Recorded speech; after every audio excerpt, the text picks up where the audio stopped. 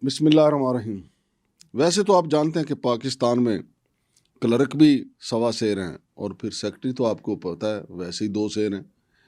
آج ایک سٹوری جو ہم آپ کے سامنے رکھیں گے وہ ایک ڈیٹا انٹری آپریٹر کی سٹوری ہے جس کا تعلق کسٹم سے ہے۔ کیا کمال اس نے جناب علی اپنی جادو نگری بنائی ہے۔ پشاور سے اس کا تعلق ہے۔ پشاور کے حوالے سے ہمارے پاس بہت زیادہ معلومات آئی ہیں، وہ ایک ایک کر کے آپ کے ساتھ شیئر کرتے جائیں گے تاکہ چیزیں ریکارڈ پہ آتی رہیں۔ چیئرمین صاحب اس پہ ایکشن لیں نہ لیں، جناب باسط مسعود عباسی صاحب ایکشن لیں یا نہ لیں، وزیر خزانہ صاحب اس کے اوپر ڈنڈا اٹھائیں یا نہ اٹھائیں، ہمارا کام ہے کہ ویڈیو بنائیں ثبوتوں کے ساتھ۔ ثبوت سارے ہمارے پاس آ گئے ہیں اس حوالے سے کہ ڈیٹا انٹری آپریٹر جو ہے وہ گریڈ 20، 21، 22 کے کسی بیوروکریٹ سے بھی زیادہ طاقتور ہے۔ جس بندے کو کام آ جاتا ہے نا، جس بندے کو واردات کرنا آ جاتی ہے، باریک واردات جس کو کماؤ پوت بھی کہتے ہیں، تو پھر کوئی سیکٹری ہو بڑا ہو سب اس کے مرید ہو جاتے ہیں، سب اسی کی بات کو جو ہے نا آنر کرتے ہیں کہ بھائی پیسے تو اس نے کمانے ہیں، چونکہ نیٹ ورک کا حصہ وہ ہوتا ہے۔ اسٹوڈیو میں میرے ساتھ موجود ہیں جناب ایس ایچ بنگش صاحب۔ ساری سٹوری وہ آپ کے سامنے رکھیں گے کہ یہ ڈیٹا انٹری آپریٹر جو ہے اس وقت کہاں پہ ہے اور کیا کیا اس نے کمالات دکھائے ہیں، یہ ساری باتیں آپ کے ساتھ شیئر کریں گے۔ اور امید بھی میں کروں گا کہ جناب فیلڈ مارشل صاحب، جناب چیئرمین FBR صاحب، جناب باسط مسعود عباسی صاحب چلو تھوڑا بہت تو ایکشن لیں گے، کچھ اصلاح احوال کے لیے یہ ایکشن لے لیں۔ ہو سکتا ہے کہ آپ کی کوئی مجبوری ہو، کیونکہ کماؤ پوت تو ہے یہ ڈیٹا انٹری آپریٹر۔ السلام علیکم جناب بنگش صاحب۔ جی وعلیکم السلام مانگر صاحب۔ بنگش صاحب، یہ ڈیٹا انٹری آپریٹر کا کیا نام ہے، کتنے عرصے سے یہ وہاں پہ کام کر رہا ہے، پشاور کے کس علاقے میں ہے، اور اس نے کس کس کو تگنی کا ناچ نچایا اور مال و متاع کیسے اکٹھا کرتا ہے؟ بہت شکریہ مانگر صاحب۔ مجھے یاد ہے ابھی کچھ دن پہلے ہم ایک پروگرام کرے تھے جس پہ پھر میں نے ریکویسٹ کی ایک جملے کے بعد کہ جی پھر مجھے بھی اسمگلر بنا دیں تو میں بھی ذرا چاندی دیکھوں، تو آپ نے کہا جی وہ جن کو آتی ہے وہی کر سکتے ہیں، آپ نہیں۔ ہر کوئی تو یہ جو گلزار شاہ صاحب ہے نا، ہاں جی، ان کی یہ جو کرپشن کہانی میں نے پڑھی نا، ہاں تو مجھے ایسا لگا کہ آپ نے بالکل ٹھیک کہا تھا کہ جب ایک ڈیٹا انٹری آپریٹر گریڈ 14 کا ہاں جی، جب یہ جو ہے نا اس طرح کی وارداتیں کر سکتا ہے جو میں ابھی بتانے لگا ہوں، ہاں تو پھر میری تو واقعی کوئی جگہ نہیں ہے۔ صحیح ہے۔ مانگر صاحب سب سے پہلے تو میں آپ کو یہ بتاؤں، اپنے ناظرین بھی ہمارے سنتے ہوئے جائیں، کہ جو یہ گلزار شاہ صاحب ہے نا، ہاں جی، ان کو 3 دفعہ گریڈ 16 میں ترقی دینے کے لیے کہا گیا۔ یہ ڈیٹا انٹری آپریٹر کا نام گلزار شاہ ہیں، گلزار کیا ہوا ہے؟ گلزار کی ہے۔ اچھا، یہ 2010 میں آئے تھے، اچھا، اور پھر 2010 سے لے کے اب تک ان کو 3 ٹائمز کہا گیا کہ جی آپ گریڈ 16 میں ترقی دی جاتی ہے، صحیح، لیکن انہوں نے کہا جی میں نہیں لیتا، مجھے آپ کی ترقی بارے میں نہیں ہے۔ ہمارے سورس کے مطابق اس کی وجہ یہ ہے مانگڑ صاحب کہ جب یہ گریڈ 16 میں آئیں گے تو پشاور میں ان کے لیے سیٹ نہیں ہے، یہ اسلام آباد میں تعینات ہوں گے۔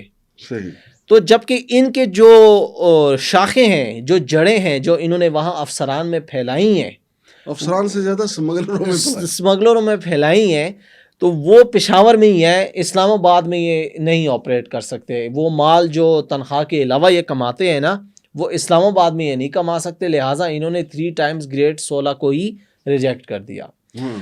میں نے پروموشن نہیں لینی۔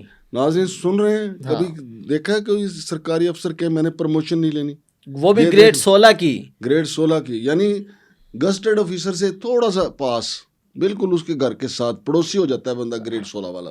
جی تو ہوا یوں کہ جو گودام ہے پشاور میں کسٹم کا، وہاں سے انہوں نے کیا کیا کہ آکشن سے پہلے ہی نا، وہاں پر جو ٹرک موجود تھے جن کی آکشن ہونی تھی، جس میں بہت قیمتی سامان تھا جو اسمگلنگ کا تھا، ان کو اسمگلروں سے پہلے ہی ڈیل کر کے نا سستے داموں پہ آکشن کروا کے، تاکہ قومی خزانے کو کم پیسہ ملے، آپس میں بانٹ بونٹ کے ٹرک نکلوا دیے وہاں سے۔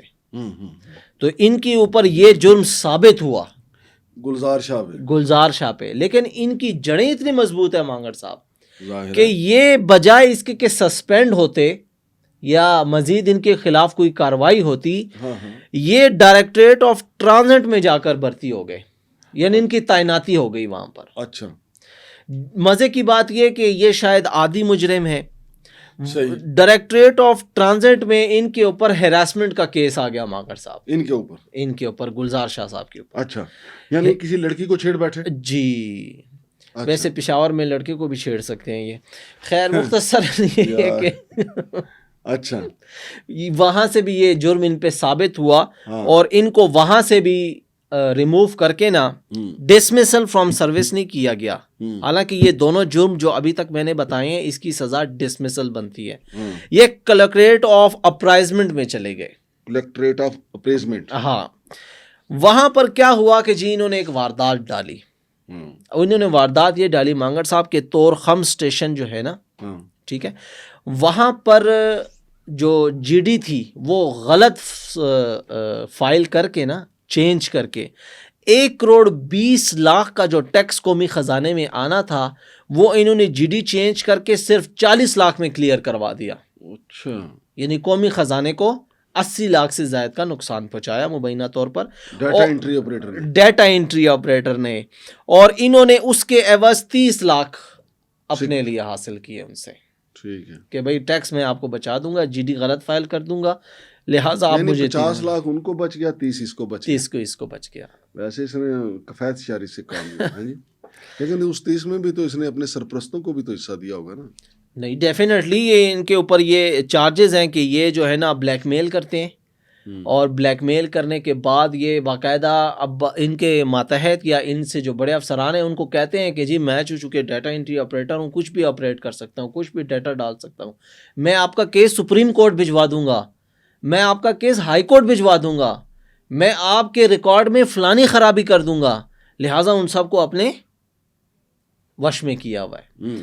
इसके साथ साथ इन्होंने मांगड़ साहब ये जो है ना आजकल पता है क्या, पेशावर में ना एक कस्टम के एक डिप्टी डायरेक्टर का ऑफिस खुद चला रहे हैं।